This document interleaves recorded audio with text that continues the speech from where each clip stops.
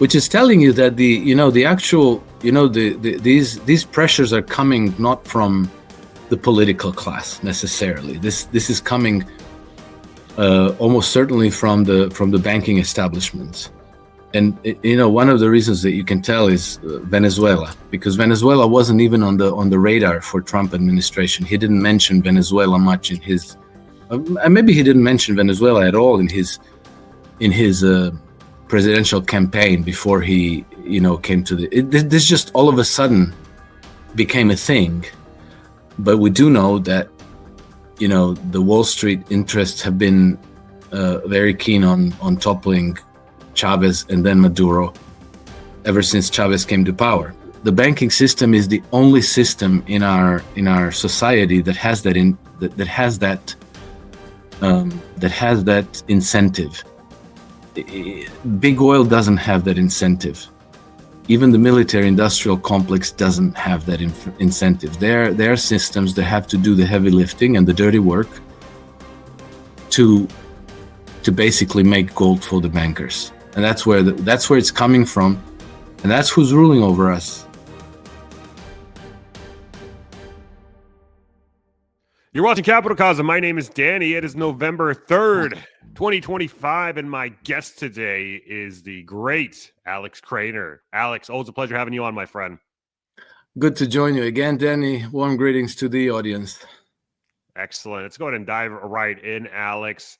What do you see out there as kind of like the main threat, so to speak? What's on your radar right now? We have things kind of in limbo in multiple theaters. Things are in limbo in Gaza. Things are in limbo between Israel and Iran. Things are in limbo and kind of in Ukraine and Russia now. You have these, things that President Trump is saying about sending troops over to Venezuela. Regime change in Venezuela, even talks about Nigeria now. So I want to get your thoughts on all these different aspects of geopolitics. So where would you like to start?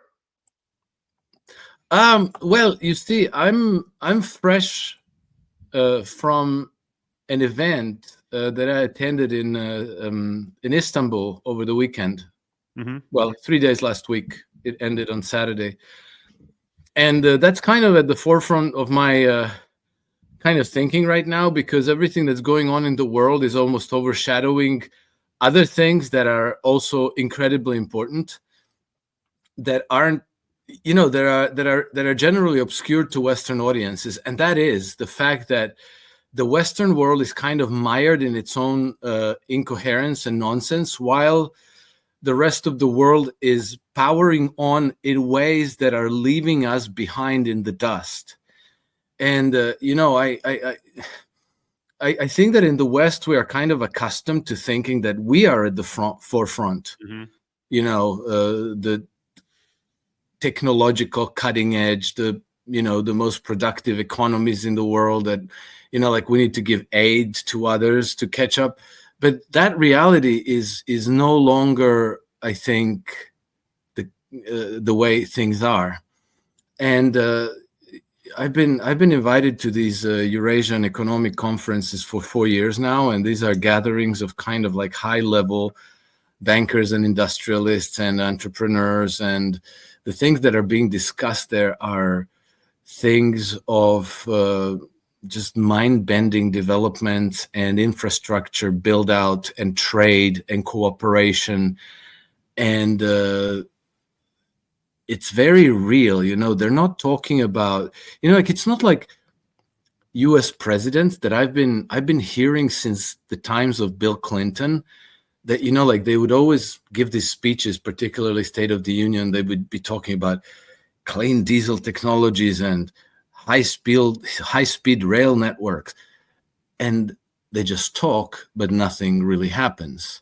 There's 100 miles of high-speed rail tracks laid in the United States in the last 30 years, none of them operational, and China in the same period has laid over 30,000 miles of them, and they actually work and transport people and goods. And then the first time I was invited to one of these events was in Baku, Azerbaijan, which to most people, it would be, where the hell is that on the map? It's on the Caspian Sea. It's one of the oldest oil-rich regions where the Russians have been exploiting oil since the 1840s, right? And at that first conference, I was kind of struck because this was still fresh off the COVID pandemic. We were supposed to be in some kind of a dystopian new normal. LGBT was talked about all the time and everywhere. And for me, it was almost like I stepped out of the asylum into the normal world where people were talking about normal stuff. And they were talking about developing trade corridors, about developing new nuclear not developing, building and implementing and delivering electricity and all of these things, for real, not promises of some future developments, but the real stuff. And so fast forward 4 years. And so in the little over 4 years, Azerbaijan, so Baku, Azerbaijan is where I was at that first conference. And since then, I have to read this out to you so I don't mince the numbers, but Azerbaijan built 4,000 kilometers of highways, which included 45 tunnels. One of them is the second longest tunnel in the world, 447 bridges, 16 viaducts. And all of this was built in less than 5 years for a total cost of about $5 billion. And I got this from my friend Matt Smith and Doug Casey, who just wrapped up their visit to Azerbaijan in the last few days. And this is staggering. And then Matt Smith, in the article that he posted on Friday, he was contrasting this with that bridge in Baltimore that got hit by a tanker, and then it collapsed, and it's still broken. They still haven't done anything about that. Still under repair? No repair, and it's slated to be repaired by 2028 or 2029 at a cost that might be about $2 billion. And meanwhile, in Azerbaijan, for the cost of $5 billion, they built 4,000 kilometers of highways and 447 bridges. So, my God, this is how is it so cost effective over there relative to us? I don't know. I think that everything in the West is insanely inflated, because it's everything is like a money pit, a cesspool of corruption where the government's going to spend some insane amount of money because it's going to be farmed out to their cronies and friends, and I don't know why it's so cost effective over there and why it's so costly in the West. That's a great point. I mean, what you'll notice is that in a lot of major American metro areas, I happen to know some people who've told me this, and a lot of these construction projects are just big money pits, like you said. I mean, they work on these road projects for 5 years with nothing to show for it except a huge budget that goes to God knows where. And so, yeah, I mean, you're absolutely correct. The bureaucracy here is insane. The corruption here matched with the bureaucracy is a deadly combination. Yes, exactly. And I somewhere in my Substack, I wrote about the high-speed railways, China versus the United States. And what brought my attention to that was when they announced it like it was some kind of a great thing, how they completed like a stretch in California that was something like 1,000 feet long. Like I'm not even exaggerating, something like ridiculous. at a cost of I don't know how many billions of dollars, which then works out to some insane amount of like 100 million per foot of high-speed railroad. And China is building them at that much per mile, or less. And so, something is very wrong in our systems. And it's not just in the fact that our infrastructure is getting dilapidated and it's not being even maintained, let alone advanced. Whereas, the rest of the world is just like, okay, you guys, deal with your own nonsense. We're moving ahead. And now, while I was in Turkey, the Russians announced that they tested that Burevestnik cruise missile.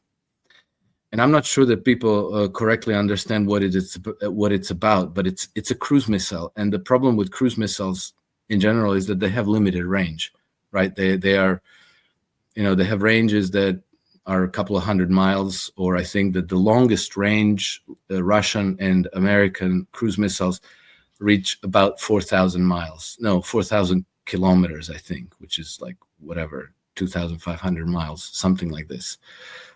Burevestnik, because the Russians developed this nuclear-powered jet engine, it has no range. It can practically fly forever.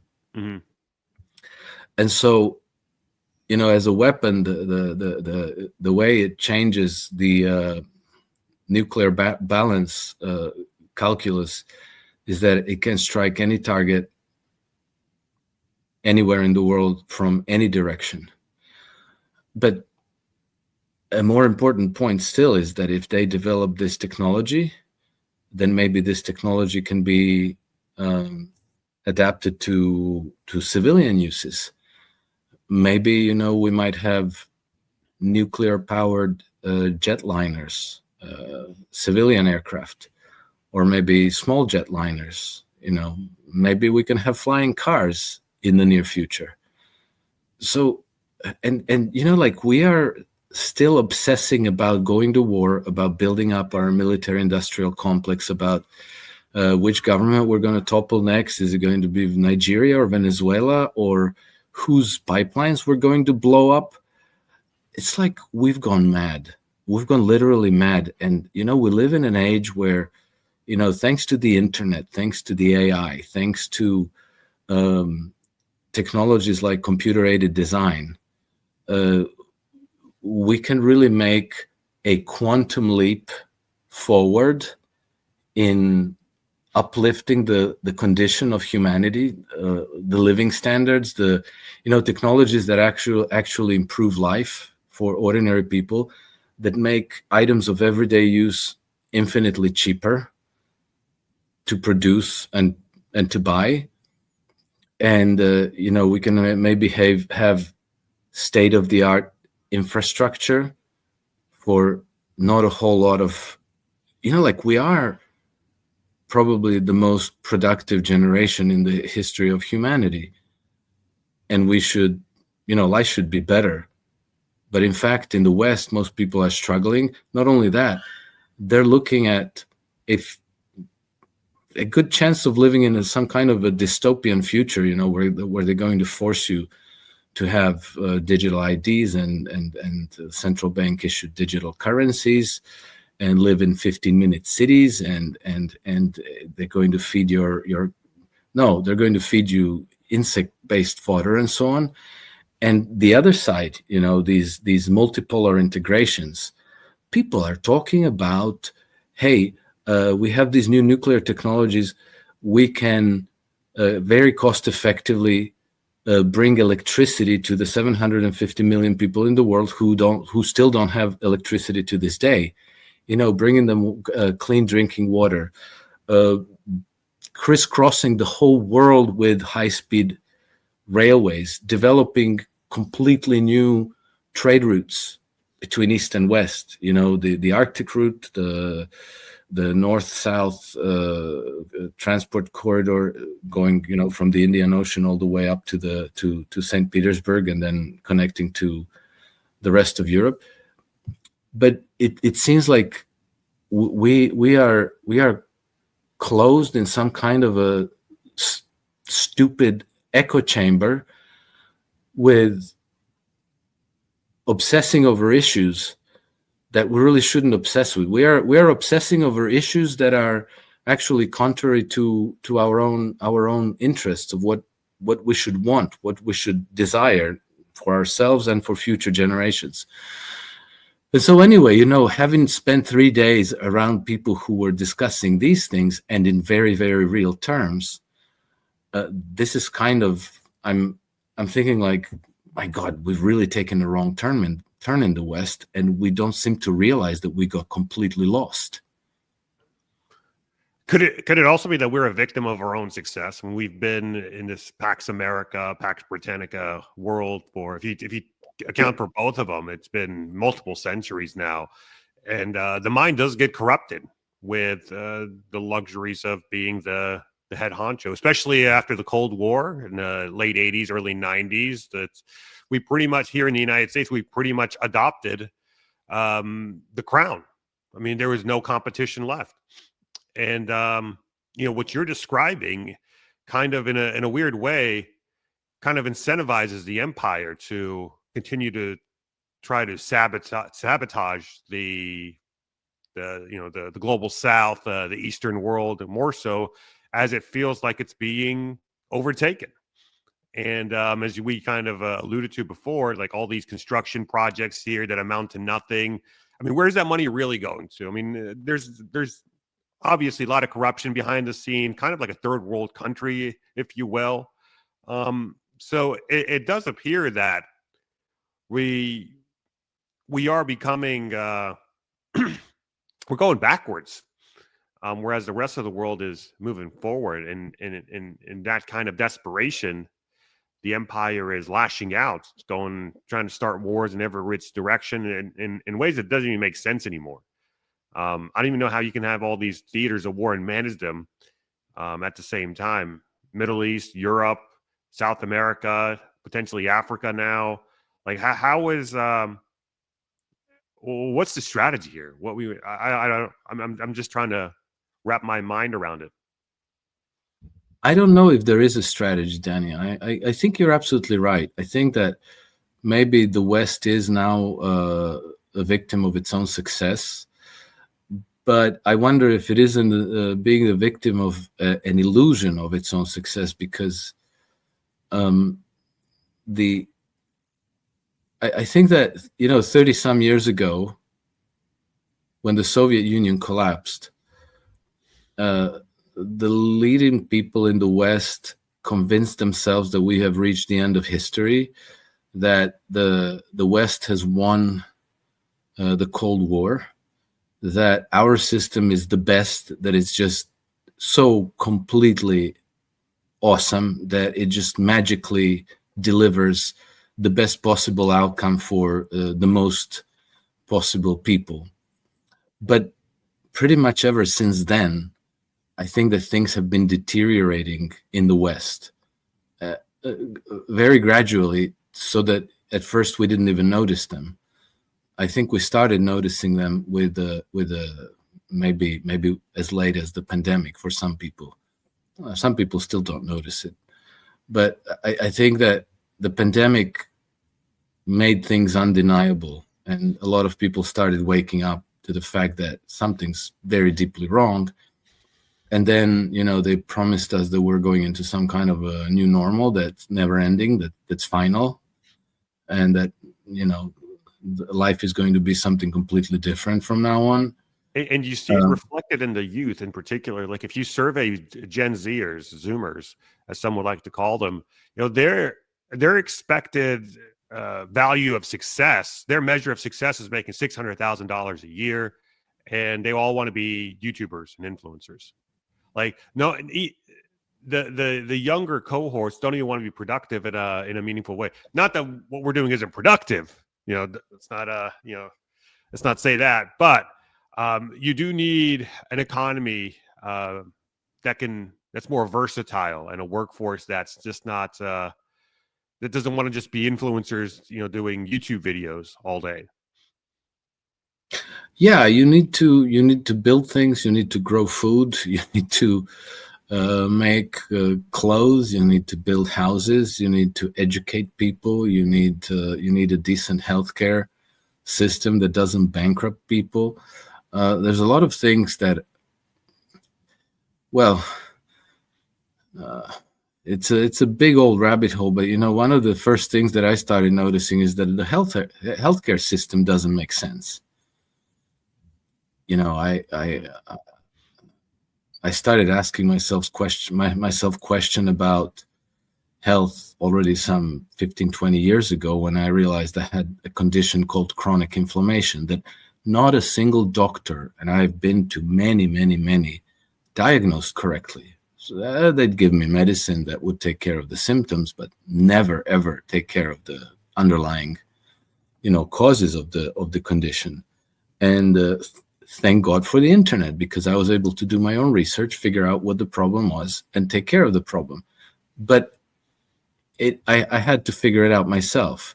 So wouldn't it be better to have a healthcare system where people actually go beyond what the big pharma tells you, like these symptoms, that medicine, and that's the end of it, and you go to the doctor and he listens to you for 2 minutes if you're lucky, and he's already filling out a prescription, and off you go, and come back in 2 weeks if the symptoms are not gone. So that's part of it. The pension systems are already broken. The infrastructure is growing more and more dilapidated. We've devolved to basically working for money that we then spend on crap that we don't necessarily need. Being productive has almost receded into the fog, where a lot of people don't even have a conception of what that might be. Figuring out something, building things that people need, that other people will pay you for because it actually helps them solve an important problem in life. I don't know, like making a table or a chair. Nowadays, it's all about finding things to exploit within the economy and make money. Scalping, hustle, all this hustle culture stuff. And it's not about being productive. It's all about, if it feels good, if it makes money, just do it.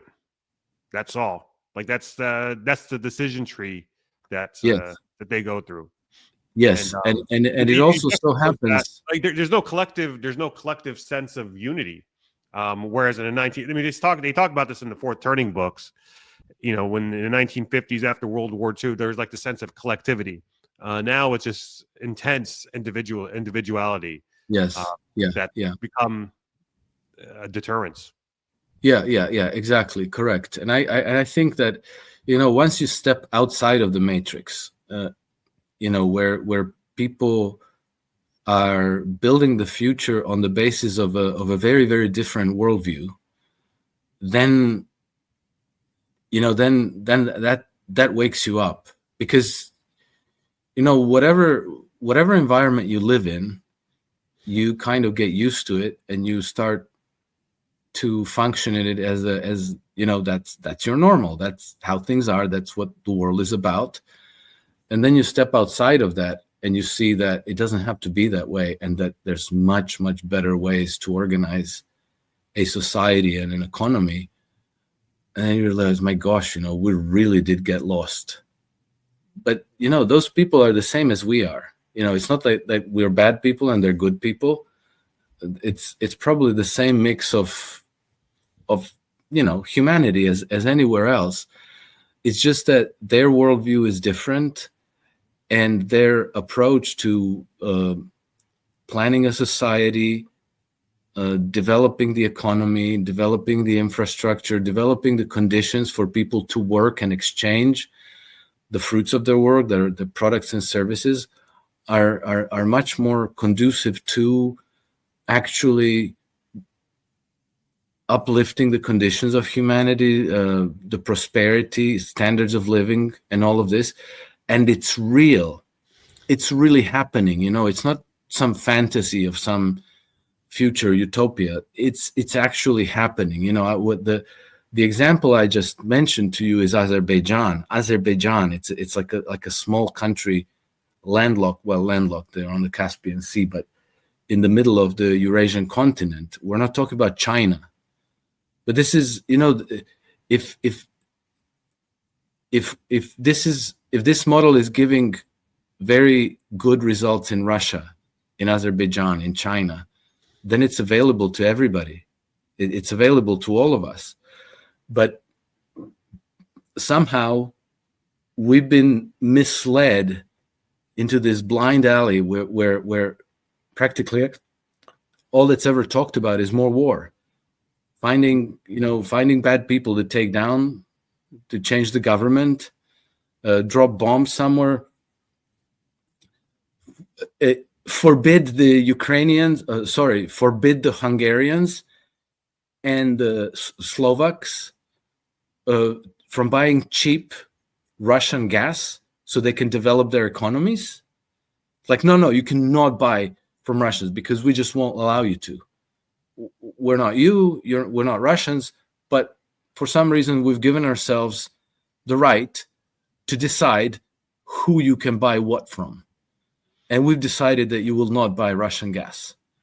And Hungary and Viktor Orban were pretty close allies with Donald Trump. I mean, they were in a sea of, enemies in Europe, let's say. Let's just put it that way, against Donald Trump. Viktor Orban and Hungary were one of the few allies that he had in that area, in the European continent. Yeah, exactly, correct. And now they're antagonizing him as well, which is telling you that these pressures are coming not from the political class necessarily. This is coming almost certainly from the banking establishments. And one of the reasons that you can tell is Venezuela, because Venezuela wasn't even on the radar for Trump administration. He didn't mention Venezuela much in his, maybe he didn't mention Venezuela at all in his presidential campaign before he came to this just all of a sudden became a thing. But we do know that the Wall Street interests have been very keen on toppling Chavez and then Maduro ever since Chavez came to power. And so they tried in 2003, and then they tried again in 2019. Remember when Juan Guaido, the CIA boy, declared himself the president, and everybody agreed, oh yeah, Juan Guaido is the legitimate president. And then the Bank of England decided that we're going to, take advantage of the situation to just simply confiscate Venezuelan gold. They're going to say, like, okay, you can't have it anymore because you're not legitimate, and that gold is now ours. And the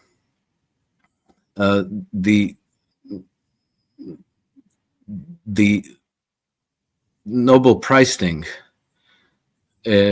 somebody decided to give it to Maria Corina Machado, who is the opposition leader forever. She's been trying to get into power in Caracas for over 20 years now, and somebody decided that the Nobel Prize committee is going to give the Nobel Peace Prize to her, and that is at the same time when Trump has kind of been lusting for the Nobel Peace Prize. So that tells you that it's not coming from him; it's coming from somewhere else above him. And so, what is it all about? It's not about freedom. It's not about democracy. It's not about any of those nice things. It's about the collateral. And so Venezuela has the world's largest reserves of crude oil, and we can't buy that crude oil from Venezuela. We need to take control of Venezuela's political system. Why? Because then that crude oil can become the collateral of our financial systems. And that collateral can then back issuance of tens of trillions of dollars of new loans, and those loans will be assets on the books of the banking institutions that issue those loans. And they'll be, they'll conjure the debt, they'll conjure the credit out of thin air, but all of the bank clients who receive those loans will have to pay them back, and pay them back with interest. So that's the closest the closest system we have to alchemy, where you create gold out of nothing. And that's, the banking system is the only system in our society that has that incentive. Big oil doesn't have that incentive. Even the military industrial complex doesn't have that incentive. There are systems that have to do the heavy lifting and the dirty work to basically make gold for the bankers. And that's where it's coming from. And that's who's ruling over us. And this is who's keeping us in this kind of shitty asylum matrix where, we're missing the boat on developments which are simply amazing that could be happening because, we do have all the predispositions to be immensely productive. And if that productivity could be directed towards developments that actually serve humanity, life could be so much better for just about everybody. But we're closed in this doom loop of blowing up other people's pipelines, of dropping bombs all over the place, of toppling regimes, sanctions, embargoes, trade blockades, and all this nonsense. And ultimately, we're falling behind. Our infrastructure is falling apart. It's not being taken care of. Individual people's health is decaying. And I think we just have to somehow find a way to snap out of it and to change direction.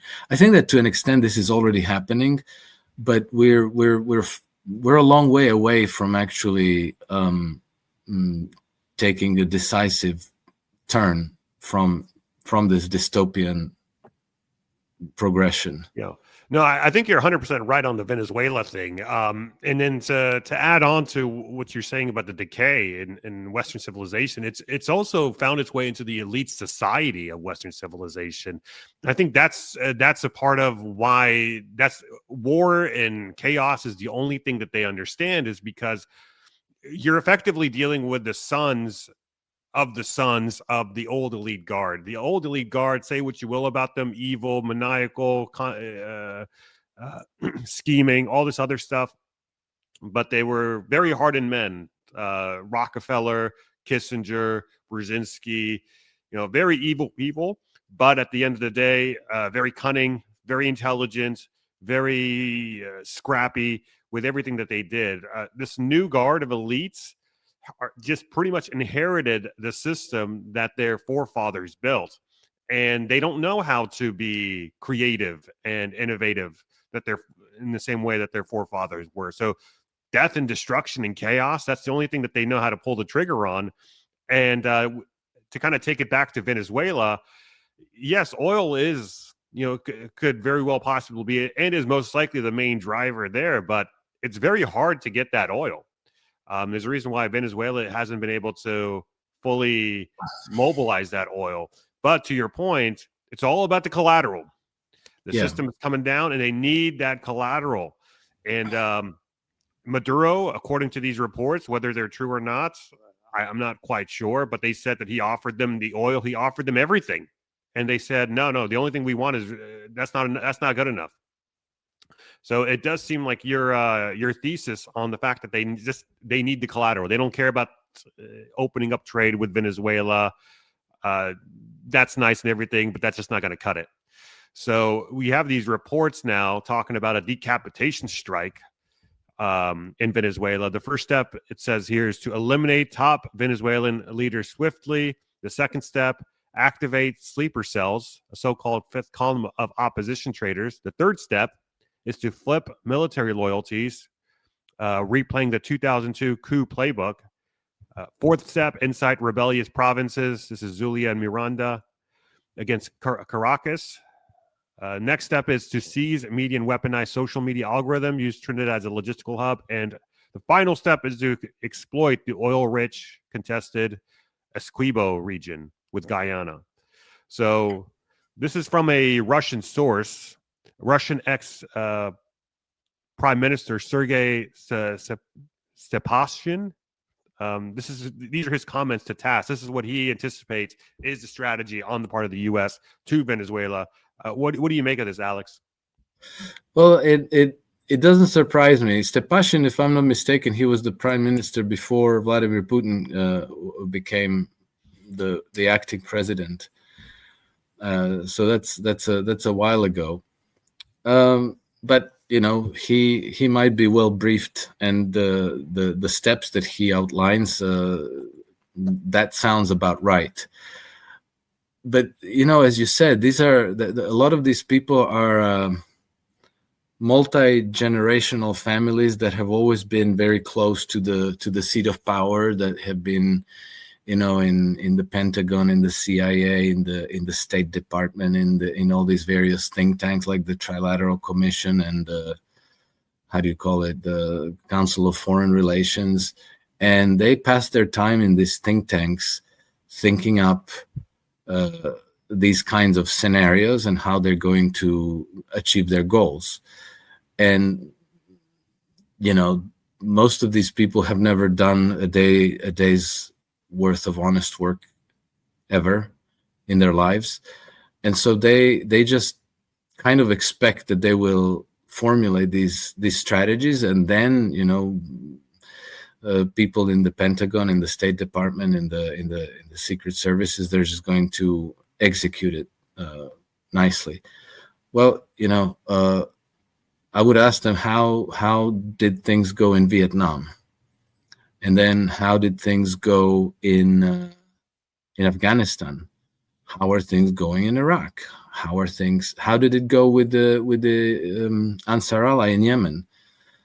Did you achieve any of your stupid goals?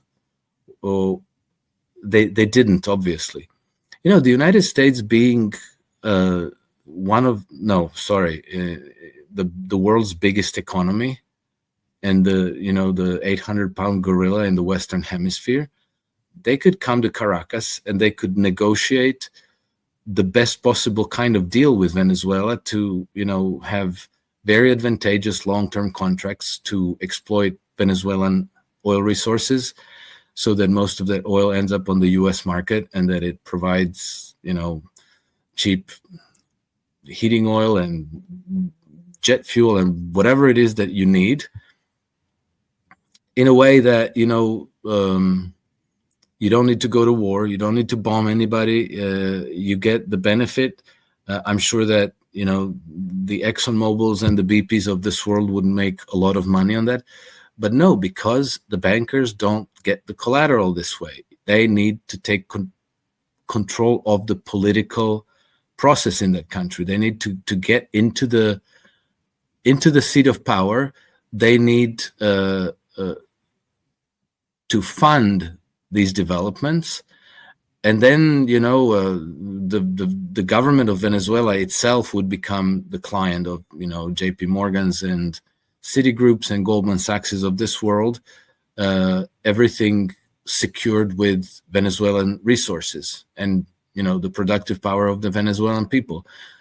And so they would pile up billions, hundreds of billions of debt onto Venezuela, and those would be productive assets for them to an eternity. And somehow, which is actually really amazing, somehow they've managed to engineer the plumbing of our society so that everybody carries water for them, or they're eliminated, or they're simply not part of the picture. And I think that this is telling us who the enemy is. This should be a teachable moment for everybody to understand where forever wars are coming from. It's been going around the internet for the last 2 decades that all the wars are bankers' wars, and Michael Rivera, the guy who is has that website whatreallyhappened.com, he's been on top of the stuff forever now. He made a documentary about this, which is pretty good, except that it has a few errors in it, but it was made some 20 years ago. And I think that now we see the absolute evidence for this, very, very concrete, specific evidence that is the banking cartels, is the global bankers that are pushing the society constantly into war.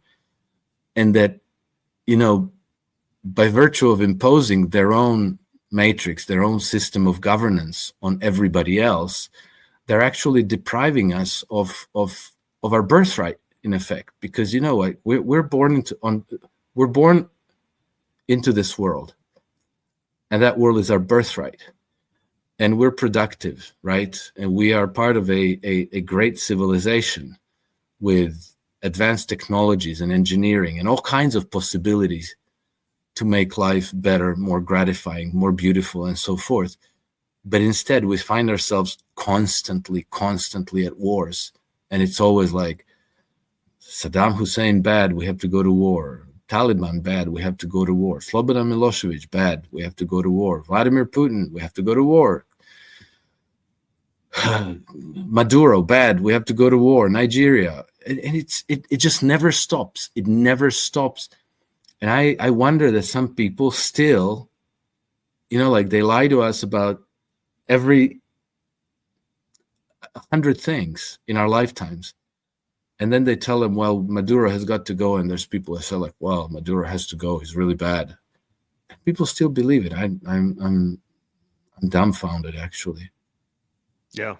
Well, now they're talking about Nigeria too. What's the rationale there? Apparently, in response to a genocide going on in Nigeria as well. So supposedly Donald Trump has made some sort of notes about we might just have to go in to protect the Nigerian Christians. Yes, you see, there's this really bad terrorist group called Boko Haram, which, decided to start slaughtering Christians. And so we have to go in there to protect the Christians. If Christians are being slaughtered in Syria or in Israel, that's fine.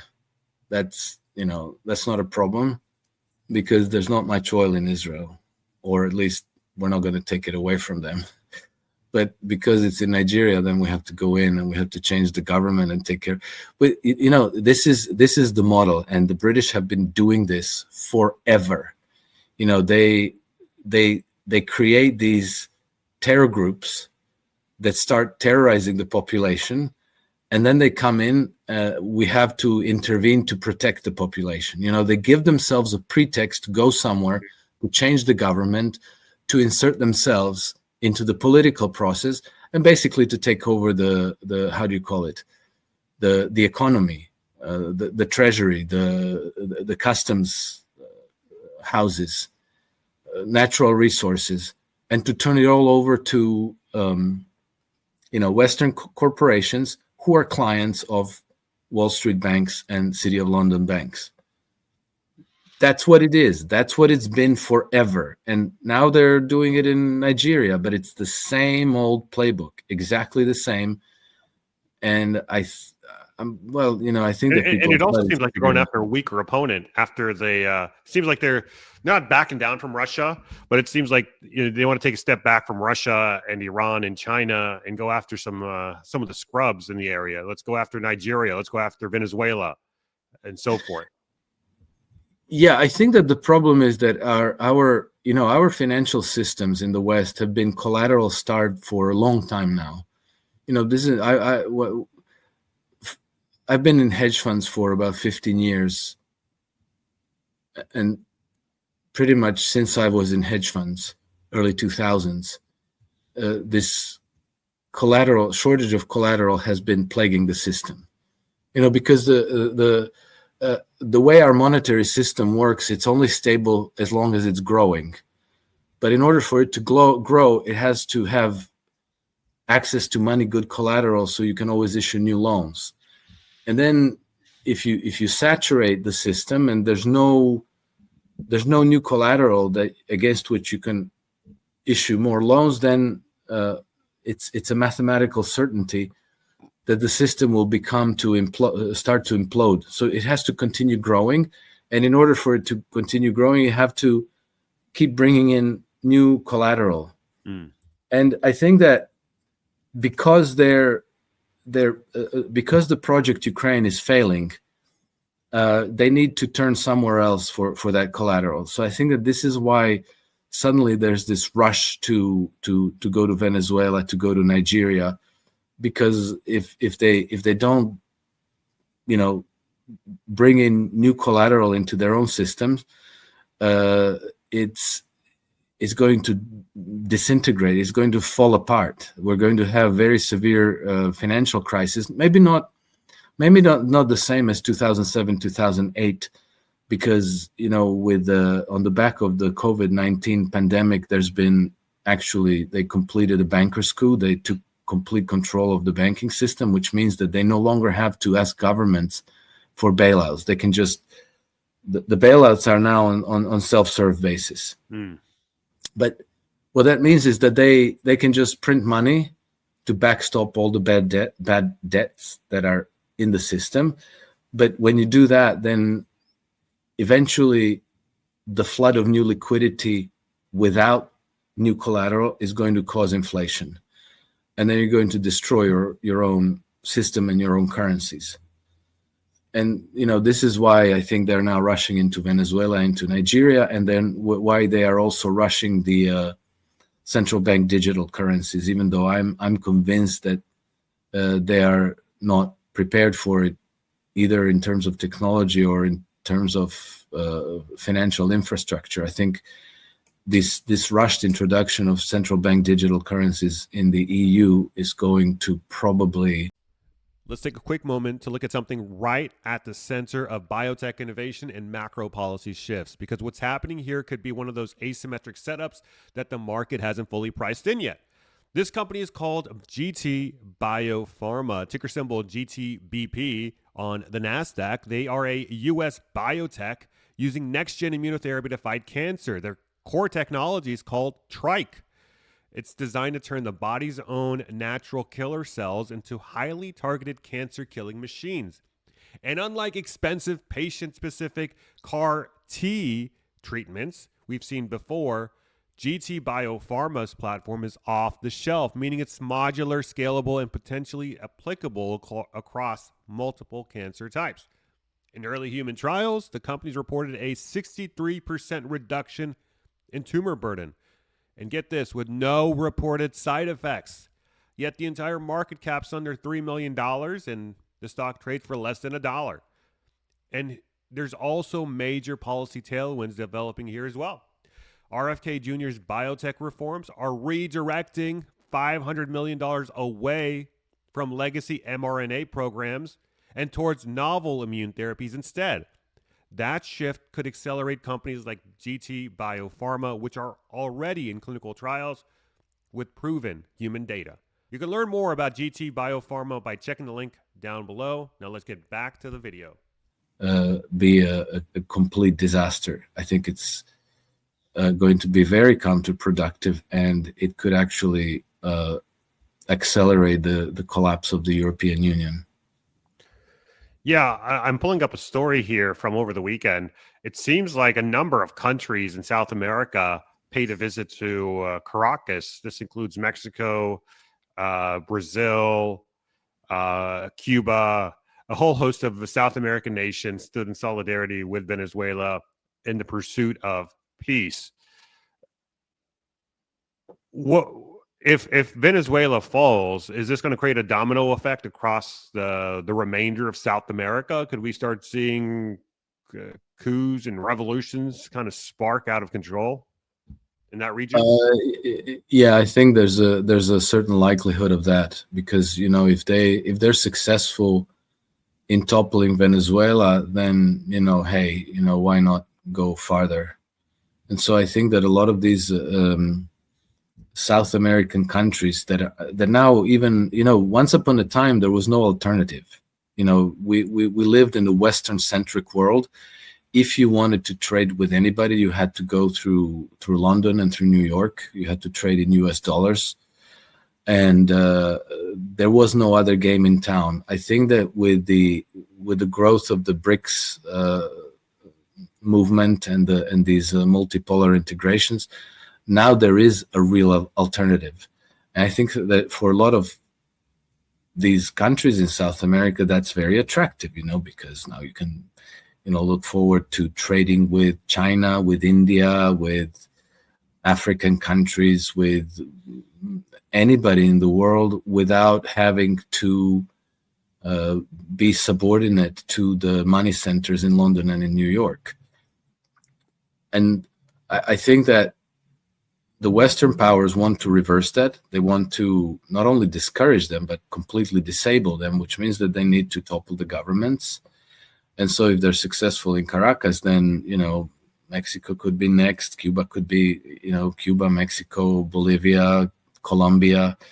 I think that they all feel that they're in danger. So there will be a certain solidarity between these countries because they don't want to be toppled. They want to have a choice between, dealing with the West on the terms that West imposes and dealing with the rest of the world, like Russia and China and Iran and, South Africa and India and so forth, on terms that are different. It's whatever, it's like having a choice between, going to two different supermarkets. Mm-hmm.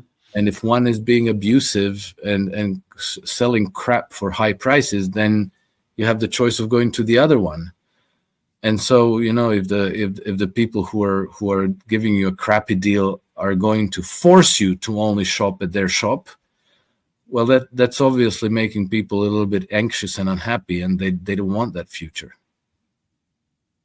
Yeah, you know what? I interviewed Professor Jiang. I don't know if you're familiar with his work, but I interviewed him a week ago, and he had an interesting spin on it. I want to get your thoughts on this idea that with what Trump is really doing in Venezuela, you look at the CIA, you look at all these intelligence agencies. I mean, they're pretty much paramount with to the drug trade.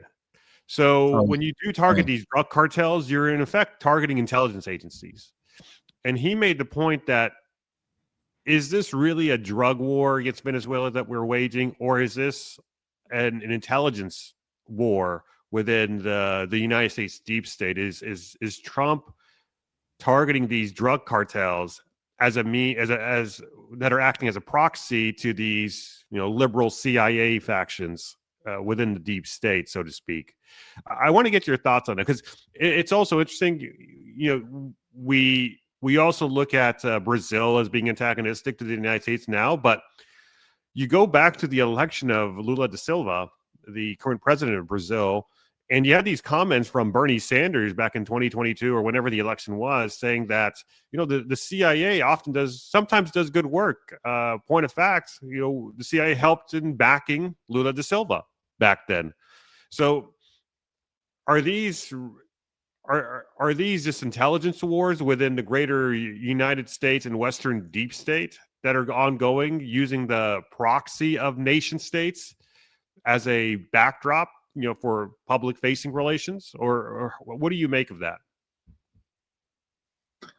I think that the intelligence agencies are definitely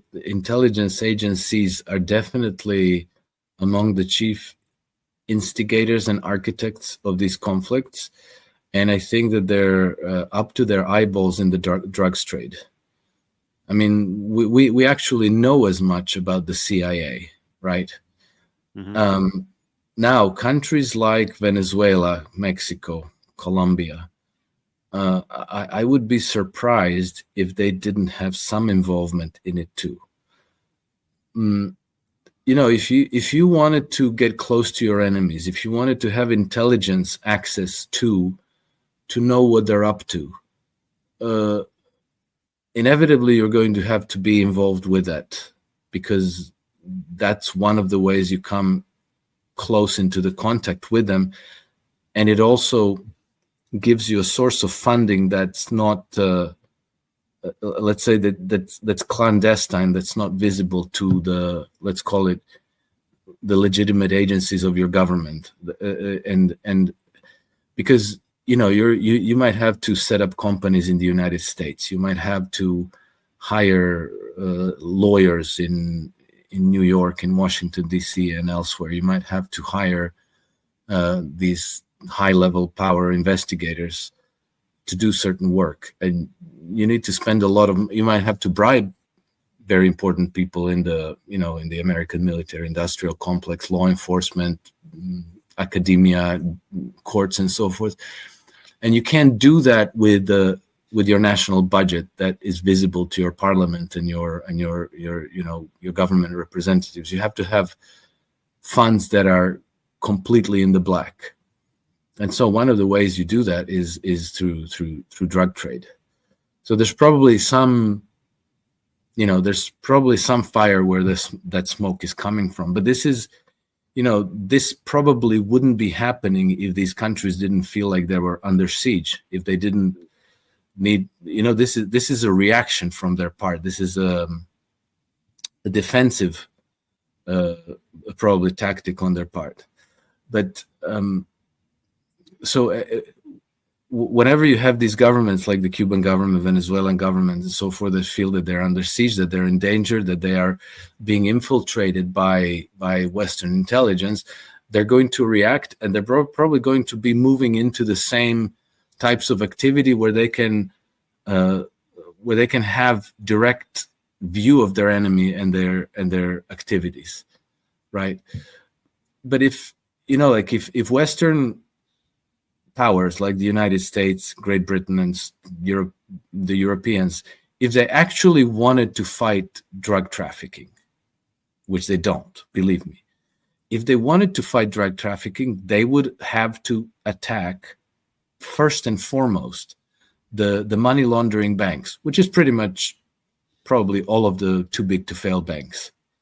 Without the money laundering services from these banks, all these drug cartels would very quickly splinter into hundreds of rival factions that would probably mostly eliminate one another. Because what you see, the problem is, let's say if we just looked at the Mexican drug cartels, they sell something between $400 and $500 million worth of drugs just in the United States, and that's all cash commerce, right? They don't invoice. They don't issue invoices, and they don't use credit cards. This is cash. And so they accumulate very, very large amounts of cash on pallets that have to be taken somewhere, they have to be stored somewhere, they have to be guarded. And there's only so much you can do with cash. You can buy so many cars and pay so many prostitutes and champagne and caviar and so on. And then, that's it. You can't do more. But we know that Mexican drug cartels, they have troops, they have private armies, they have submarines and helicopters, and they use Stinger missiles and all kinds of extremely expensive and sophisticated weaponry, and none of that can be bought with pallets of cash. So they have to use clean balances in bank accounts. And for that, they need cooperation of a bank, of an international bank, right? And in that relationship between the bank and the drug cartel, the bank cannot not know. So the bank inevitably knows where the money is coming from, right? They're obliged to, by law, the KYC, know your client, know your customer, obliges them to investigate and to understand where the customer's money is coming from, what their activity is. They for big enough amounts, they have to actually go in person to inspect, to see the facilities and so forth. So the idea that they don't know that this is drug cartel money is just probably completely impossible. And then the next thing that happens is that if the bank launders money for somebody, then they also anoint somebody as the leader of the cartel, because somebody is going to have signature on that account. Somebody will be able to say, like, okay, we're buying these helicopters, and so we're going to be transferring $100 million to that company. So somebody's going to be authorized to make those transfers. And so the bank will anoint that person. They will say, like, okay, El Chapo Guzman, you're the guy who is allowed to make these types of transfers. That means that El Chapo Guzman becomes pretty much like the leader of the cartel with the power of the purse over the whole organization. Because if he only had the power of the purse on the basis of cash stored in some warehouse and a bunch of guys guarding that cash for him, these guys could say, like, you know what, why do we work for El Chapo Guzman? Why don't we just take this cash for ourselves, right? So we just shoot a couple of his guys, load up this cash to a truck and take it somewhere where he's not going to find it. And we're going to organize our own cartel, right? We don't need to be loyal to him. But if your money is coming from his checkbook, if he's making payments to you from bank account, then you have to be loyal to him. Otherwise, you're out of the loop, right? So that dynamic tells you that it's the bank that actually, the bank services enable the cartel to even exist as a hierarchy, as an organization run by one person or a small group of the chiefs. And so if you actually disable this, if you really went after the money laundering banks with the full force of the law and completely disabled money laundering, then you would completely disempower the heads of these cartels. And then, people within the cartel would splinter and start to organize their own groups. They'd probably go to war one against the other. And then whatever is left would be relatively easier for the law enforcement to mop up. And the fact that nobody's doing this, like HSBC even gets caught red-handed laundering money for the Mexican drug cartels, and they get off scot-free with a parking ticket. This happened in 2012. That tells you that the whole political process is also in cahoots, or at least they're somehow encouraged to look the other way and let it all go. And so these drug wars where you're shooting boats out of the water and killing people on those boats without really knowing who they are, this is just a pretext. This is just a dog and pony show for the public consumption, but it's not going to stem the flow of drugs. And maybe it gives you a justification to go and topple the regime of Nicolas Maduro in Caracas. That's all. The drugs will continue to flow until you attack the money laundering operations of the too big to fail banks. And I think they're pretty much all in it. The Citigroup, JP Morgan. I mean, they pay like these relatively small fines for getting caught. Yes, correct.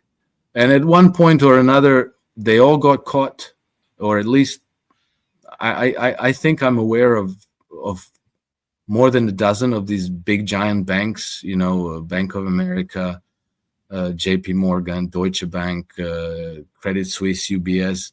They all got caught red-handed, and they all get, just some rogue executive. Maybe they defer his bonus for a year or for a couple of months and get a slap on the wrist, and they say like, "Oh, we didn't know, but now we're going to tighten our KYC procedures and so on. So promise, this is never going to happen again." But they're making so much money on money laundering, like literally hundreds of millions of dollars per year, that they don't really have an incentive to do anything about it until bank executives start getting prison terms for real. Like in China, they would get shot publicly. They would be made an example of, yeah. Oh yeah, absolutely. But in the West, they almost as a rule, without exception, they get off scot-free with some very minor punishment, and then the whole show goes on. And I think that the state is involved, the intelligence agencies absolutely are involved. The too big to fail banks are involved, and then the whole mess that comes out of this drug trade maybe just gives them a justification to go and topple regimes in Venezuela and wherever else they decide. They could have, if they want to fight drug trafficking, they could go to Ecuador as well, Colombia, Mexico, whatever. JD Vance was talking about bombing Mexico to fight the drug cartels. No, you fight drug cartels in New York on Wall Street. That's where you fight the drug cartels. Yeah. Well, speaking of New York, I want to get your thoughts on this election coming up tomorrow, at the time of this recording, between Mamdani and Cuomo. Seems like it's making a lot of news headlines lately. I'm not a big fan of either one, but I just want to get a sense of where you're at on this front. How do you see that turning out?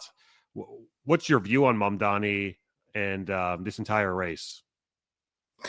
Well, I don't really have a view of Mamdani. I have a view on Cuomo, and my view is tainted by his role in the COVID-19 pandemic, and I think that was so criminal and so pathological that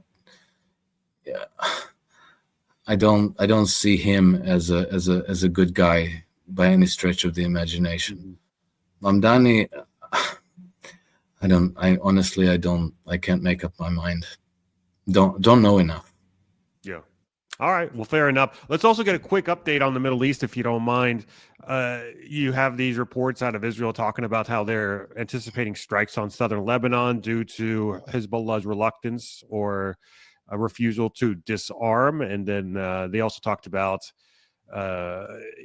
striking Iraq and the Ansarallah group in Yemen as well. This is kind of an anticipation for the greater war between Iran and Israel. What's your take on some of those recent updates in the region? I'm not sure what to make of it, Danny.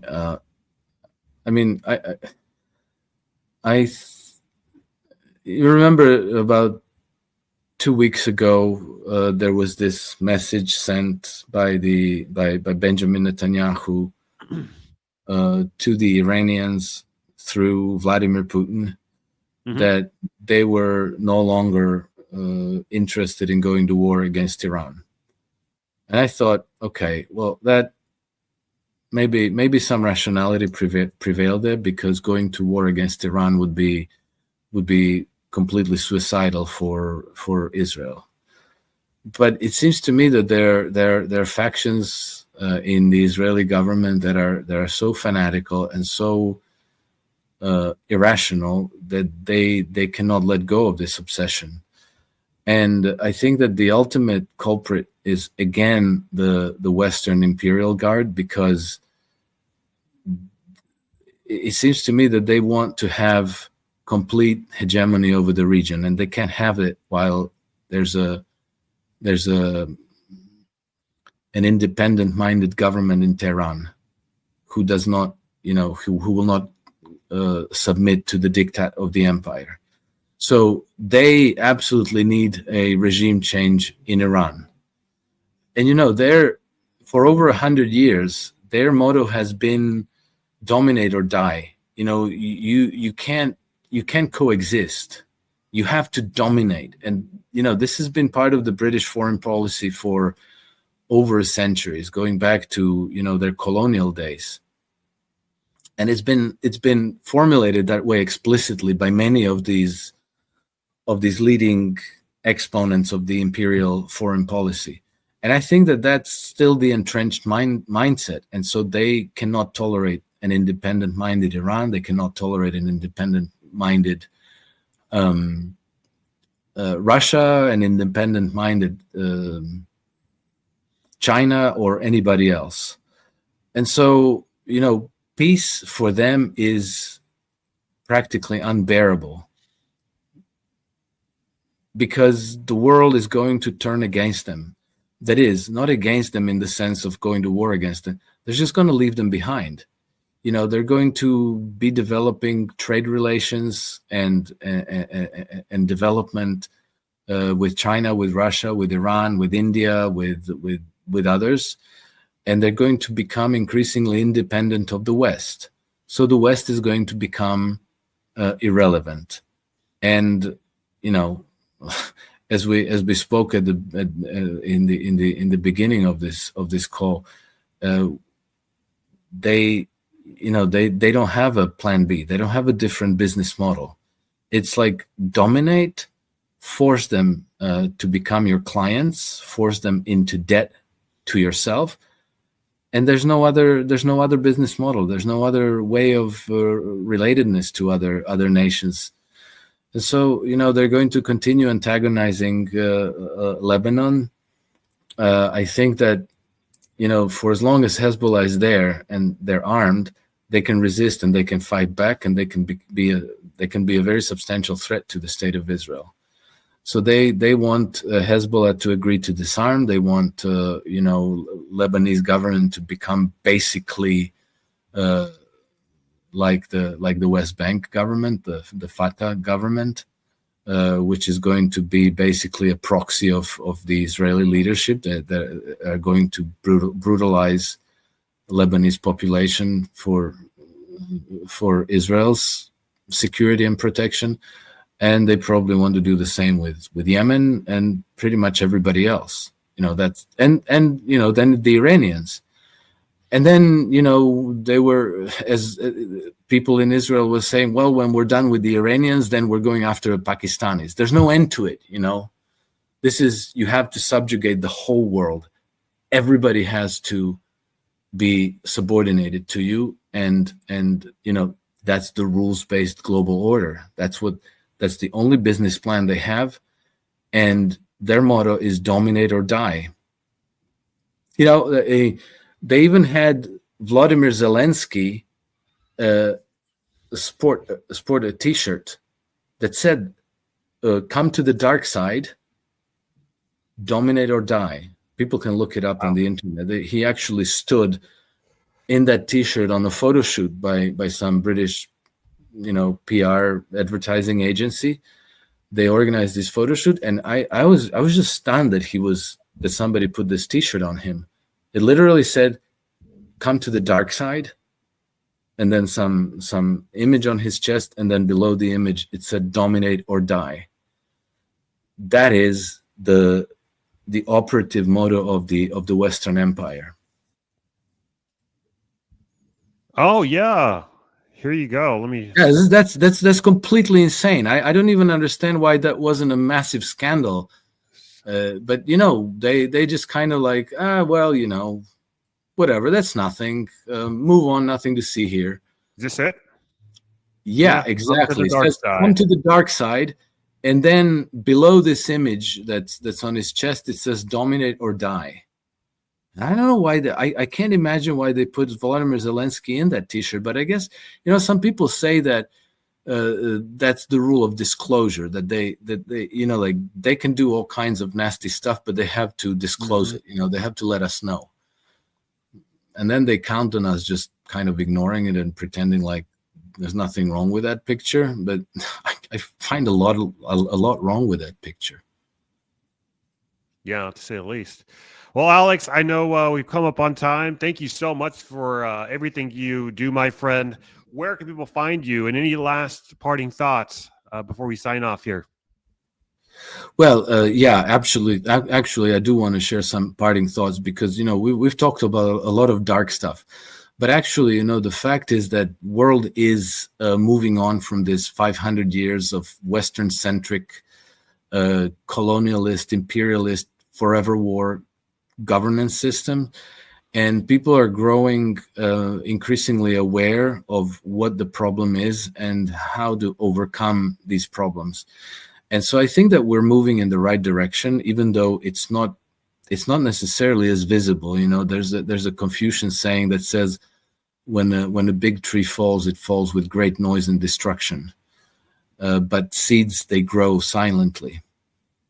And I think that the reality that we're experiencing today is that we see these big old legacy structures of society collapse, and this is producing that great noise and destruction that's kind of it's almost hypnotic. It mesmerizes us, and so our attention is drawn to all that.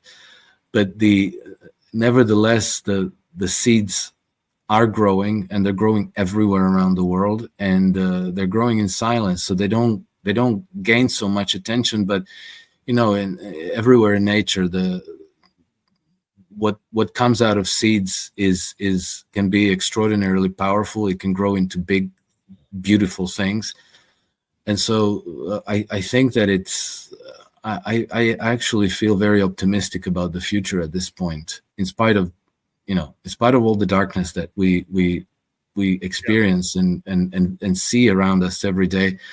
I think that great changes are coming, and I think that we just need to, not succumb to defeatism, to pessimism, and that we have to just kind of keep on trying to make small contributions to improving, to bettering the condition of humanity, because there's a hell of a lot more of us than there is of them, and even if you and I can make a very, very small contribution, there's a couple of billion of us. So if everybody can make a small contribution in the right direction, we're doing really, really, really well.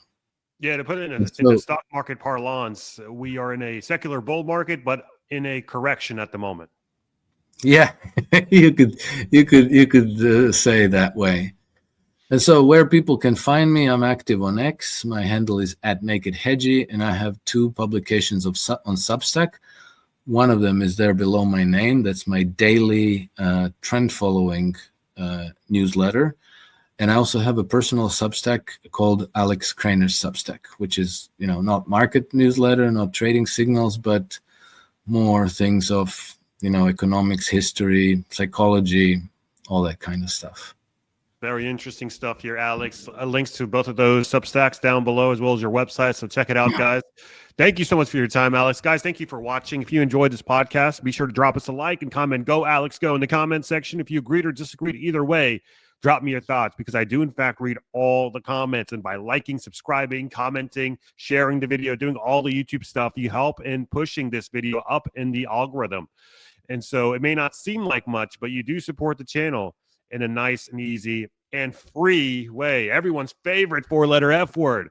And finally, check us out on CapitalCosm.substack.com to get all my stuff early and ad-free without any censors as well for the videos that warrant it. So thanks for watching, guys. I'll catch you later. Bye.